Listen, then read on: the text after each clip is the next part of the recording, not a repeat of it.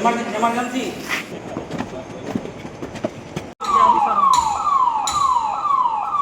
हाँ तो गाइस, आज हम जानेंगे कि किस तरह से यदि किसी व्यक्ति को इलेक्ट्रिक शॉक या करंट लगता है तो हम उसको किस तरह से बचाएंगे, वो आज हमें मॉक ड्रिल के द्वारा दिखाया जाएगा और बताया जाएगा। तो यदि आप मेरे चैनल पे पहली बार आए हैं तो चैनल को सब्सक्राइब कर लीजिए और वीडियो को लाइक करके एक प्यारा सा कमेंट जरूर कीजिएगा। हेलो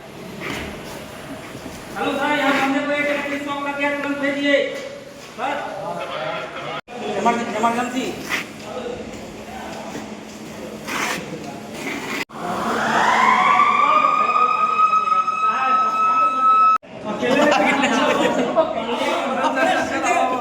चढ़ावा खाली फोटो खींचो यार।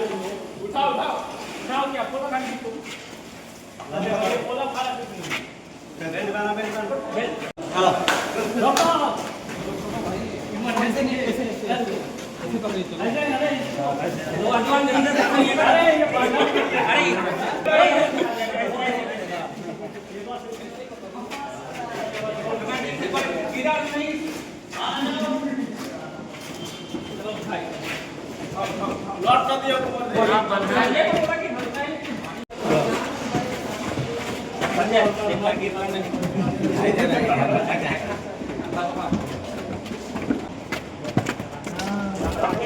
अरे वहाँ दिखाने के लिए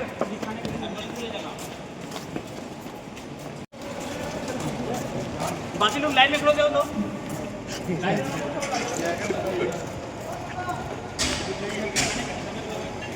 गाड़ी को हटाने की बोलिए। जाओ ऊपर, एक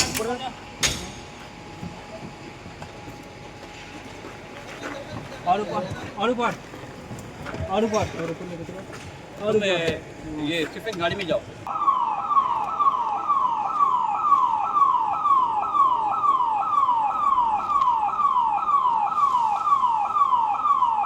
के शॉक में कभी भी पानी मत दीजिएगा।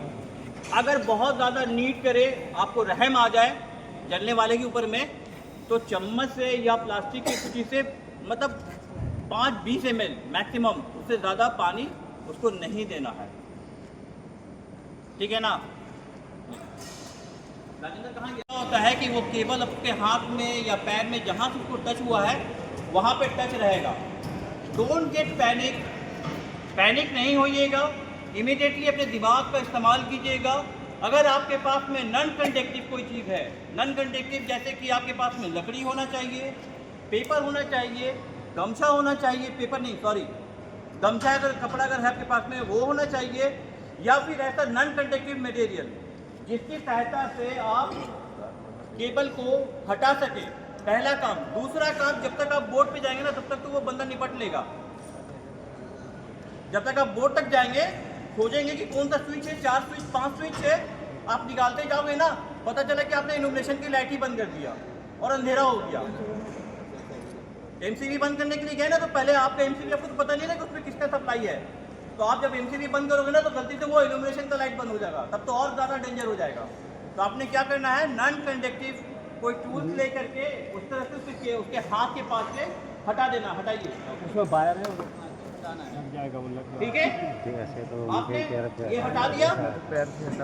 उसके बाद बंदा जैसे गिरा है उसको डायरेक्टली हाथ से जल्दी से जाके छूना नहीं है, क्योंकि जब उसको करंट लगा है तो मे भी बहुत ज़्यादा करंट उसके बदन में फ्लो कर रहा होगा, और आप जैसे ही टच करोगे आपको भी इलेक्ट्रिक शॉक लगने की चांसेस होगा। तो पॉसिबल क्या करना है, आपके पास में अगर डिस्चार्जिंग रॉड है तो डिस्चार्जिंग रॉड से उसको डिस्चार्ज करना, उसकी बॉडी को डिस्चार्जिंग रॉड से उसके हाथ में दोनों तरफ, उसके पैर में जहाँ पर टच हो सके, अगर जूता नहीं पहना है तो उसको ये करना, डिस्चार्ज करना। बंद करो, लेटा हो लकड़ी पे। 4 आदमी मिलो, कैसे उठाओगे, पैर से पकड़ के उठाओगे, हाथ कमर में दो, एक कमर में हाथ दो, उठा के तो यहाँ लेटा हो लकड़ी पे। कभी भी उठा करके मेटल वाली चीजों पे मत लेटाइएगा। गीले सरफेस पे अगर है तो गीले सरफेस पे उठा कर को ड्राई सरफेस पे रखिएगा।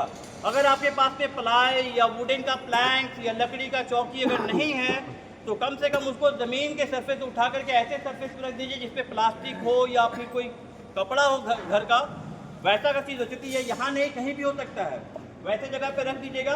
अब आगे जो है नहीं ले रहा है, अगर वो सांस ले रहा है तो आप उसको बोलना है, हाँ भाई सुन रहे हो वरिशा, आवाज़ आ रहा है। अगर वो मुंह से रिस्पॉन्स कर रहा है देन वेल एंड गुड, अगर नहीं कर रहा है तो आपको तो देखना होगा सांस ले रहा है कि नहीं ले रहा है, ठीक है। या तो फिर आप गर्दन पे हाथ रखो, अगर अच्छे से आपको पता है लव के बारे में पता है तो ये दोनों जगह पे हाथ रख के चेक कीजिए कि सांस चल रहा है कि नहीं चल रहा है।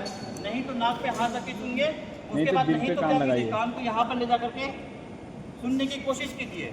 अगर वो ठीक से रिस्पॉन्स कर रहा है, सांस ले रहा है देन वेल एंड गुड। अगर नहीं ले रहा है, सांस बिल्कुल नहीं ले रहा है, रिस्पॉन्स नहीं कर रहा, आप उसको कितना भी हिला रहे हो कुछ नहीं रिस्पॉन्स नहीं कर रहा है, देन आप समझ लो कि इसको CPR देने की ज़रूरत है।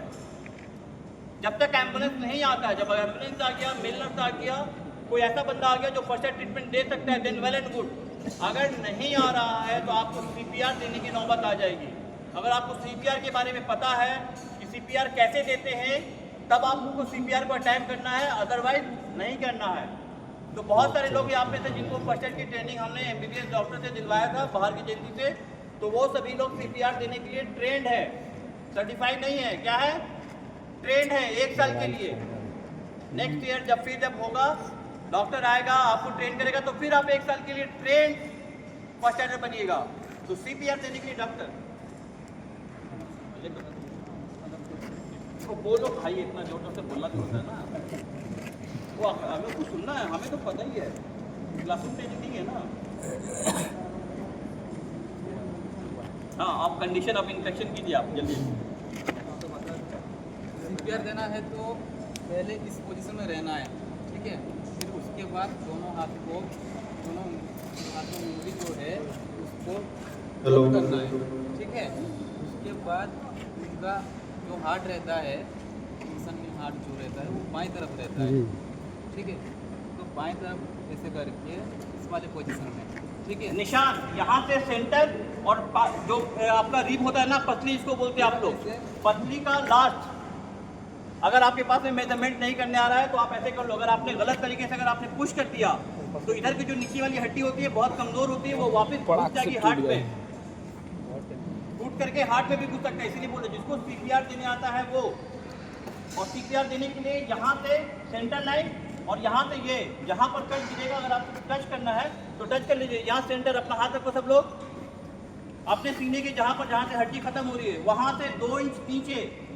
डॉक्टर जिंदा आदमी का नाम अब सुन लीजिए, अगर अडल्ट है चंदन, अगर अडल्ट है तो 1 मिनट में कम से कम 120 बार पुश करना है अपने जोर से लगा करके। और किस पोजीशन में होगा डॉक्टर?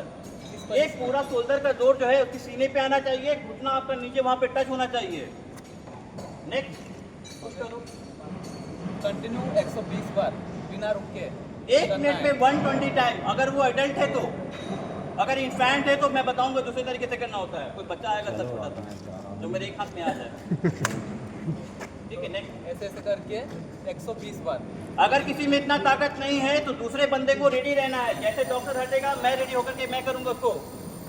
1 2 3 4 5 6 7 8 9 10 11 12 13 14 15 16 17 18 19 20 डन। कंटिन्यू तुम करो। थक गए तो कम्युनिकेशन भी करना है, और तीसरा बंदा उसको चेक करेगा टीम वाइज पे। बट खुदा ना करे ऐसा सिचुएशन कभी आए, बट यहाँ तो नहीं आने देंगे, गारंटी नहीं, मतलब मेरा विश्वास कह रहा है ये, यहाँ ऐसी नौबत नहीं आने देंगे। लेकिन अगर कभी किसी साइड पे जॉब अगर ऐसी नौबत आ जाती है तो आपको इस तरह से तैयार रहना है। जीवन बचाने से ज़्यादा बहुमूल्य चीज़ और उससे ज़्यादा दुनिया में आने के बाद उससे अच्छा कोई काम नहीं हो सकता कि आप किसी का ज़िंदगी बचा लो। तो वो तब हो पाएगा जब आप जानते हो। ठीक है,